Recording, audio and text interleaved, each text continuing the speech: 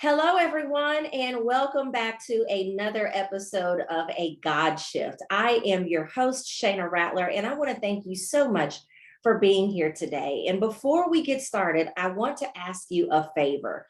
Wherever it is that you are listening to this podcast, I want you to take a screenshot. And when you do that, post that screenshot on your social media because I want to hear either your biggest aha moment or your biggest takeaway for this episode. So again, take a screenshot of wherever you're listening, post it on your social media, tag us, that's important, tag us here at A God Shift. And then I just want to hear your biggest aha or your biggest takeaway from this episode. Why do I do that? I'm one of the few hosts probably that really care about how many downloads I have. I don't do this for what they call vanity metrics, I guess. I do this because I want to give people hope that are going through things, and I want to bring people closer to God. And the more times that these episodes are shared, the better opportunity we all have to make sure that happens. So thank you for sharing. All right, I'm going to read my guest bio and we're going to get started. So my guest today graduated with a bachelor's from Columbia International University and holds 2 master's degrees from the University of South Carolina in elementary education and elementary counseling. With 28 years of experience in public education as a teacher, counselor, and adjunct professor, she currently serves as a counselor at Orchard Park Elementary School. She has served as a trustee of the International Mission Board of the Southern Baptist Convention and has held leadership roles in many Baptist churches. She has done mission work in Gaza, Yemen, the Czech Republic, Romania, and China. She is a soloist, Bible teacher, and Christian speaker. She is the president of Laity Alive and Serving, which her father started in 1985. She was a contributing author for The Chosen Path, 365 Inspirational Messages, Love is a Flame, Chicken Soup for the Soul, Shaping the New You, and Online with Christian Devotions. She also contributes to the Baptist Courier in South Carolina. She does a lot, y'all. I can't wait to hear from her. I want to welcome to this show, Ginny Brant. Thank you, Shayna. It's great to be here. It's great to have you. So I've talked a lot about what you do, but I want to talk a little bit about a God shift because most times when people hear a God shift, they think it sounds really neat and really clever, but no one really knows what it is until I define it. So my definition of a God shift is the moment a disruption in your life collides with God's purpose, and then it moves you into greater dimensions of possibility. And Ginny, I believe that God uses disruption. He uses these unexpected circumstances, sometimes challenging and tough times, to get our attention and invite us into a better place. And so I would love to hear if you could share a time that God has actually put you in a position where you had to overcome disruption in order to get where you are today, because you've done a lot. Absolutely. Well, I have to be honest and tell you, I always considered myself a health nut because I helped our district to revamp our school lunch program. And I taught all the children at my school about good health and good eating habits. And my God shift came when I got my cancer diagnosis just 4 months after my mother had died from breast cancer. Wow. So the first shock was when the doctor called and said, that lump, Ginny, that you found, yes, it is cancer. That was the first shock. The second shock was when they called me to let me know, oh, further information shows from that biopsy that your cancer is aggressive. My. And then after the MRI, the surgeon took me into his office, put my MRI on a life-size screen when I didn't believe him. And he said, it looks like it's in your lymph nodes and all over your body. And those were just 3 shocks in a row. And I kept saying, Lord, I know you're in this. I know you're with me. What is it you're trying to teach me through this? Because let me tell you, cancer is a wake-up call, especially when you're considered a health nut and you're trying not to get it in the first place. And so it sent me on a quest to discover what caused my cancer, number one, because my doctor sat down with me and said, there are 8 risk factors for this cancer. I didn't have even one of them. Mercy. Then they did extensive genetic testing and nothing came back there either. And so I was like, Lord, what more do I need to see here? Yeah. And so it sent me on a quest. I began to search the scriptures. I began to search the medical research. I began to read books by doctors and scientists and everything I could get my hands on, attend medical seminars and cancer conventions. And it's like God was putting the pieces, as I was saying, Lord, show me what I need to learn from this. He was putting the pieces together, a bigger picture, so that I could find out what caused my cancer, number one. And number two, the other thing I wanted to find out was, what can I do to help my doctors to beat it and to help prevent it from coming back and lessen the side effects of all these crazy treatments I've got to go through? You know, what I love about what you're saying, Ginny, is that the first in multiple questions that you asked God was not why, not my goodness, I just lost my mother to this, and then you're going to use the exact same thing in my life. But you ask, what am I supposed to learn from this? And I think that's key because, you know, in the beginning, I said that I believe that God uses disruption as an invitation to get us into the life that He has planned for us. But in my work, and maybe you've seen this too, I don't believe that many people, specifically Christians, have really been equipped to be able to identify how to respond when they get this invitation. And I say all the time, what it's really about is, are we going to see what it is that He needs us to see? Are we going to learn what it is that He needs us to learn? And for many of us, are we going to be willing to go where it is that He needs us next? And very seldom, if ever, is that the person's first response is to say, I'm not going to have a pity party. I'm not going to ask a lot of why questions, but I am going to try to figure out, how can I really use this? And so you asked Him, like, okay, Lord, what is it that you want me to learn? So what did you learn during all this? Well, I learned that our bodies were created with self-healing, regenerating mechanisms. And our bodies were actually created to detect and attack cancer cells every single day. Yet if my body had developed cancer, that meant that I was doing something that prevented my body from working the way that He intended. I also learned that, you know, you look at Genesis 1:29, where God tells Adam and Eve, these are the foods I have given you to eat. And then you look at, what are those foods that God gave Adam and Eve to eat, and that Daniel soared in health when he was eating? And they're basically fruits, vegetables, nuts, seeds, herbs, and spices, beans, and legumes. This was given to us by God as the best things for us to eat. Now, the interesting thing is that research today shows that those things God created for us to eat, that we now know because of science, contain antioxidants, vitamins, minerals, phytochemicals, fiber, that all promote healing in our bodies.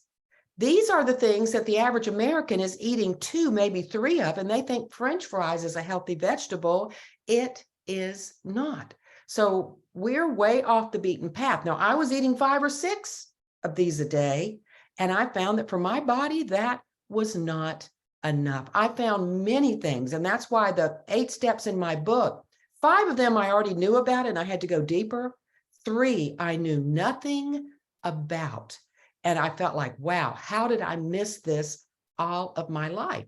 Yeah. But I did. Now, I've got to tell you that at first I wasn't a very willing participant, because the chaplain at the hospital, when I went to speak with him, he said, Ginny, I know it's confusing. I know you don't understand why you got a cancer you had no risk factors for. He said, but allow God to use it as a gift in your life for you to help other people. He said, you're an author, you're a speaker.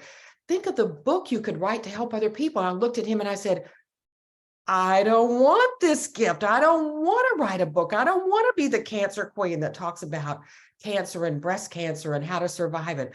I don't want anybody to know I've got cancer, you know. Yes. So I was not a willing participant at first. And then he went on and he said, I can see it now, Ginny, your next book. And the first words are, this is the book I never wanted to write. Yes. Shayna, guess what the first words in my book are? They better be that. I want to pick something out before you go too much further, because I'll forget if I don't. You said something that was so key, with maybe not even realizing it.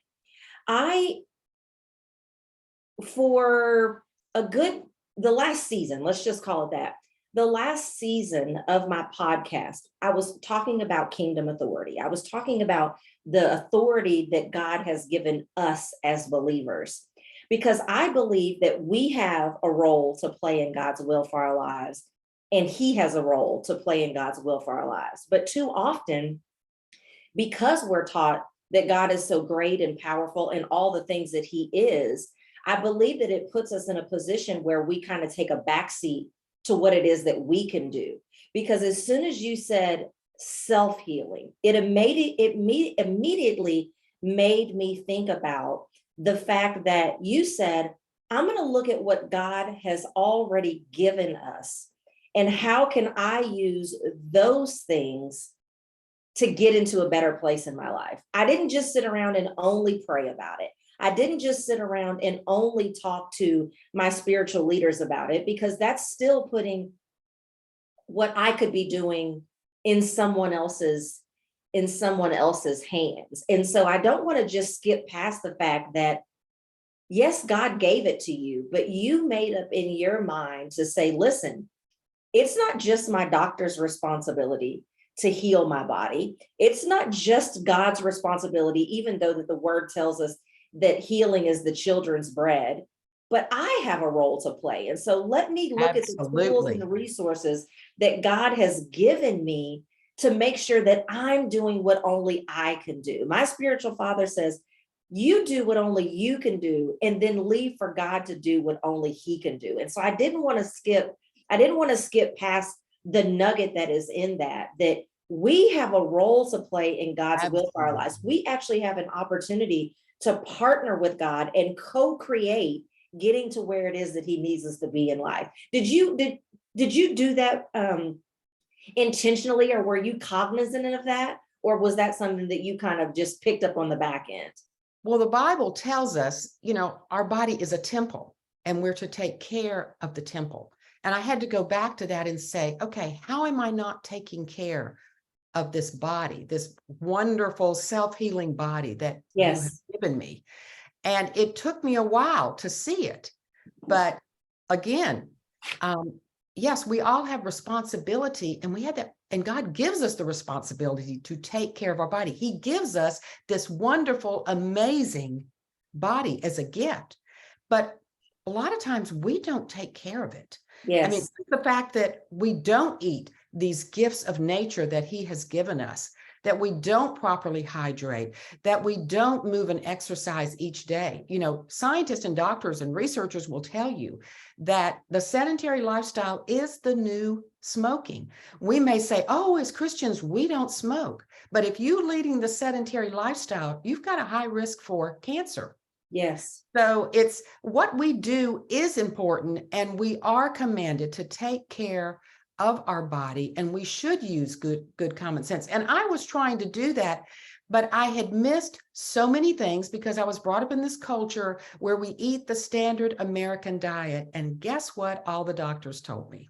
Standard American diet is not good for you. It took me a trip into the Middle East where I was there for a month, going from country to country, to see that probably the best diet for preventing disease and cancer is the Mediterranean diet, which is filled with these gifts of nature that God has given us.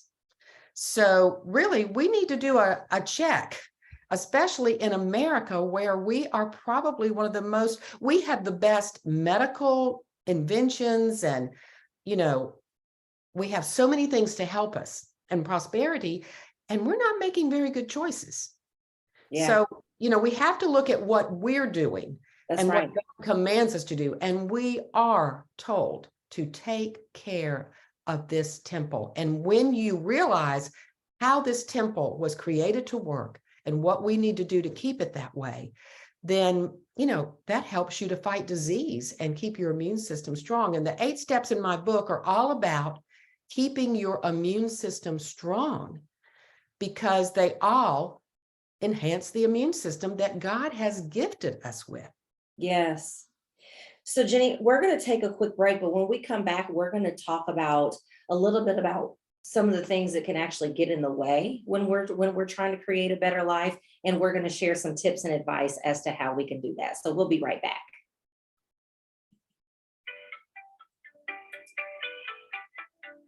This episode is brought to you by the free guide When God Says Shift.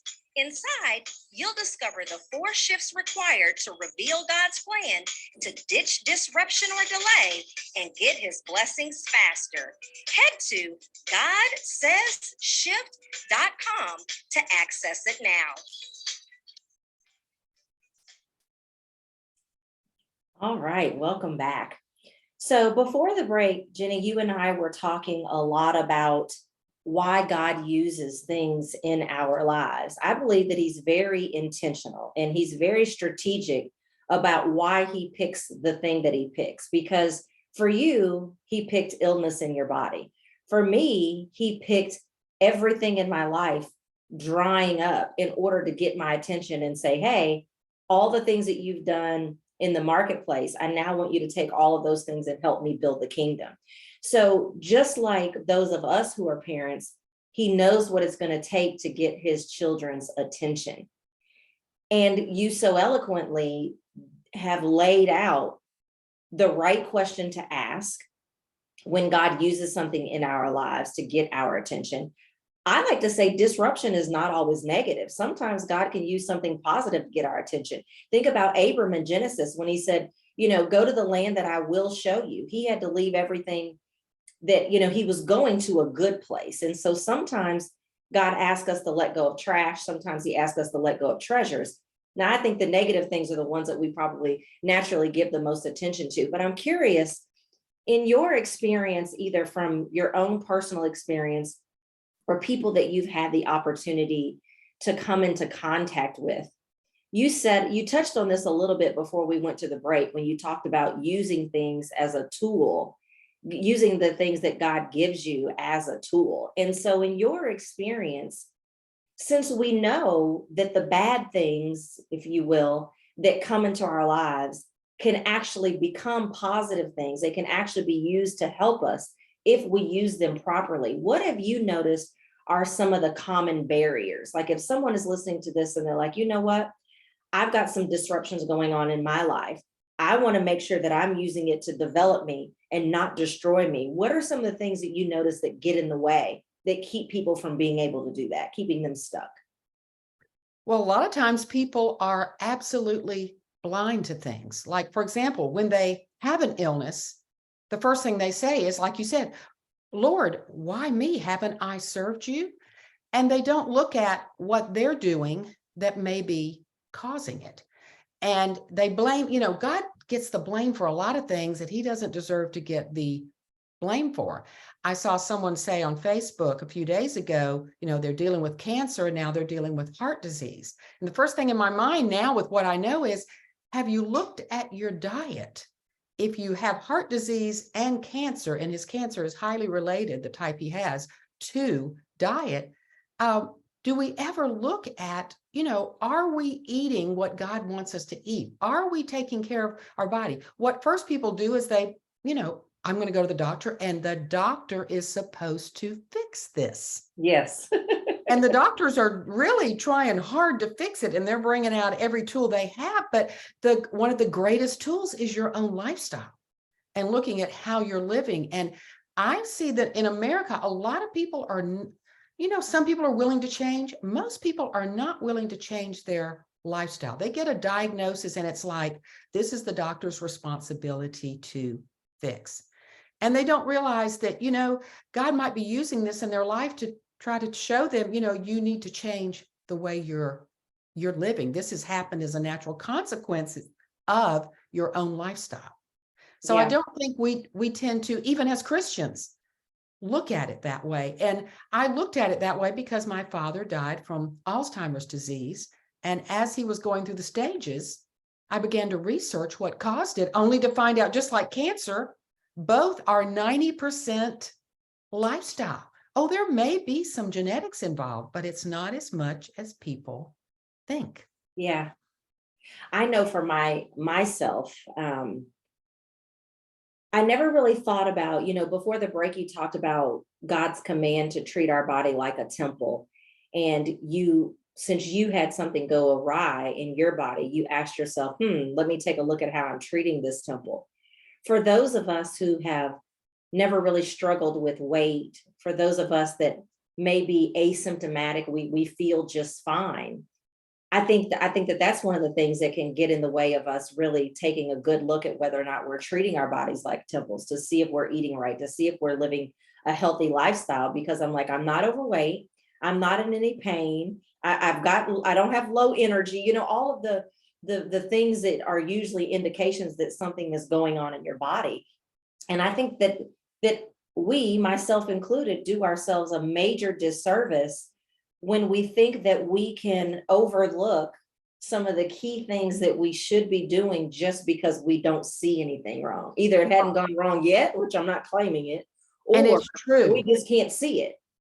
It's true, Shayna, that most people are not willing to change until something forces them to change. And what I teach and what I preach in my message is this: cancer is so prevalent in our culture.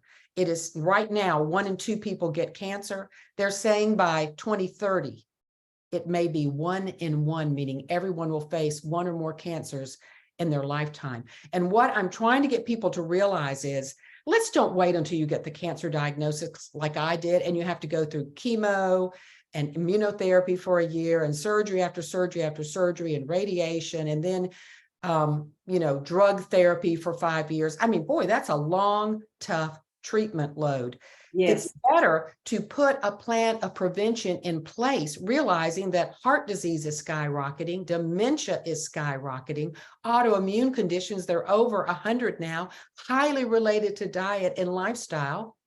And so with cancer rates being high, I mean, we've got to look and say, okay, I'm not going to wait like the average person does. And I did, I was doing some things preventatively, but had I looked deeper, I would have done more, because I don't want anybody to experience what I had to experience. Yeah. And it's really better to put a plan in place, even if your body, you don't feel the symptoms, because you don't know when cancer started in your body. You don't really usually know until it's stage 4, if you didn't have screening or other reasons to find out.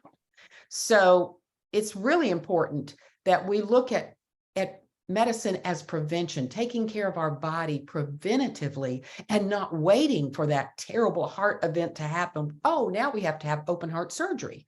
That's a tough surgery to survive, And so we want to prevent things, because as Christians, we want to be able to serve God as long as possible.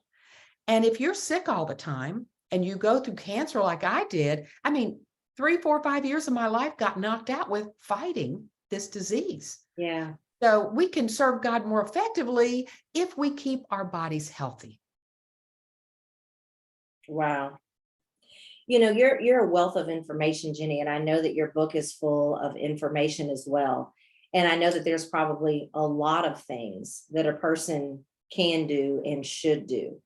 But what's one thing that everyone, regardless of, because there's going to be some people that are listening to this episode when they see the title, because they have had cancer, they know people have had cancer, they want to prevent it, they want to make sure that they're raising their children properly to decrease the chances that they're going to get it. So what is one thing, what would be your best tip that every single one of us can do starting today?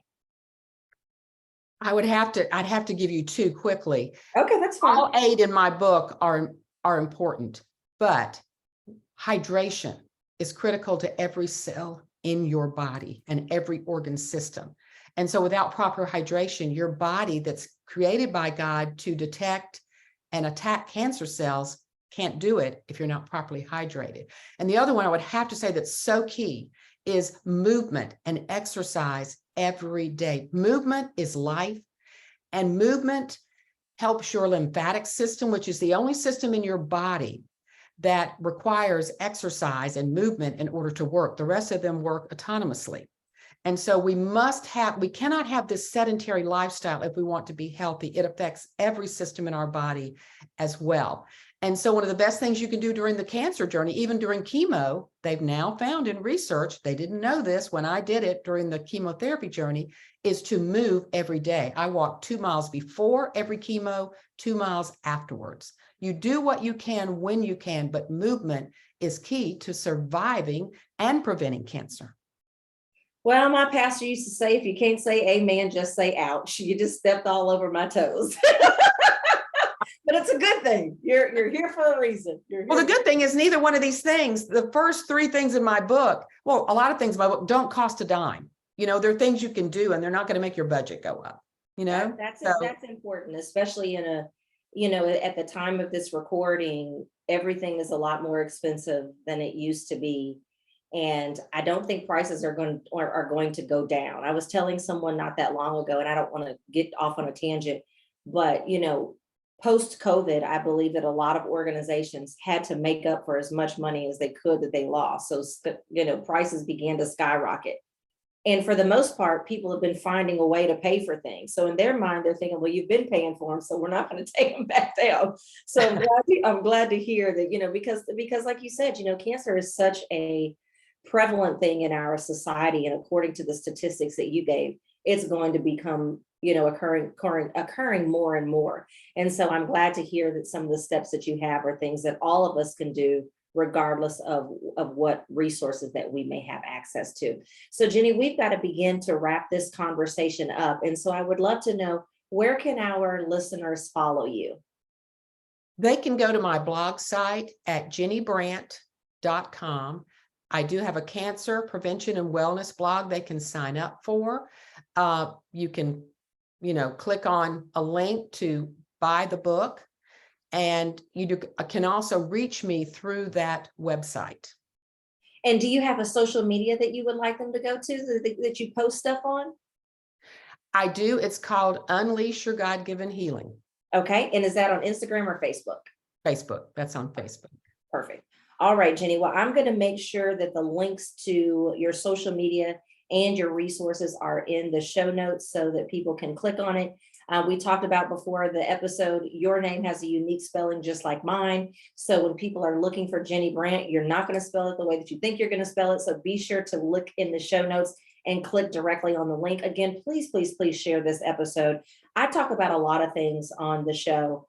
I don't know that I have talked about health on shows before, but I don't think that we've had an episode that was solely related or more closely dialed into cancer. And so please, please, please share this episode far and wide so that we can get ourselves in a better position so that we can begin to prevent some of these things from happening and know God's way of being able to heal these things once we get them. So again, share this episode. Ginny, thank you so much for being here. And I pray that you guys will not only share this episode, but listen to past and future episodes as well. Everyone, take care. Bye-bye.